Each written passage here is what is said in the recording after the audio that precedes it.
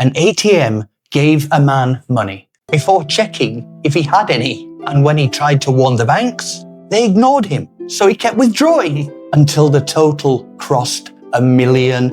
Good on. Wow. This all unfolded in Australia in the late 2000s, before contactless payments, before banking apps, when ATMs were still blindly trusted. This isn't a hacker in a hoodie. This is Dan Saunders, a regular Australian guy. No criminal past, no elite cyber training, just someone who noticed something wrong. One day, Dan uses an ATM. The screen glitches, but the cash still comes out.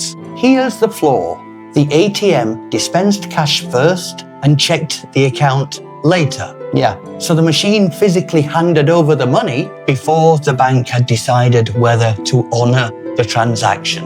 If the check failed, too late. The money's gone. There was no alarm, no lockout, no instant trace. Dan tests it again. Same result. Different ATM. Same result.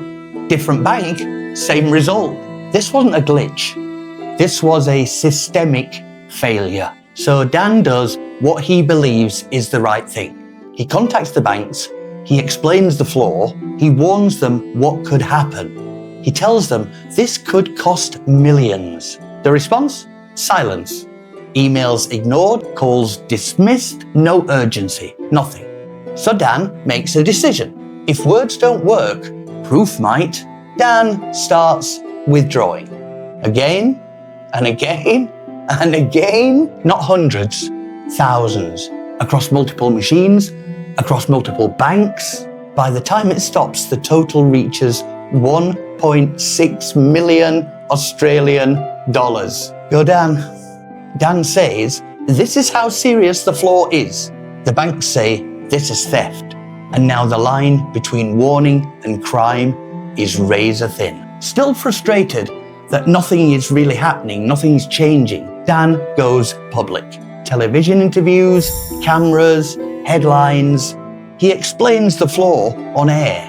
Only then do the banks react. All of a sudden, systems are patched, machines are updated, the hole finally closes, the problem is fixed. But now, everyone knows who exposed it. The courts step in and Dan is charged. The ruling is clear.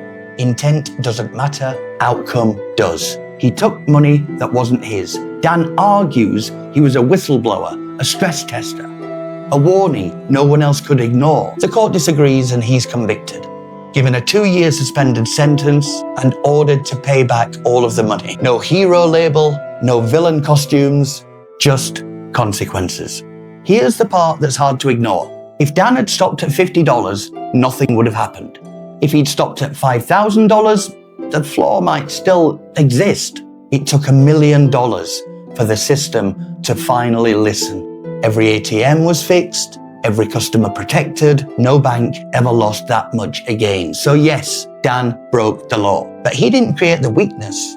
He didn't hide it and he didn't quietly walk away. Sometimes the system doesn't change until someone proves exactly how broken it is.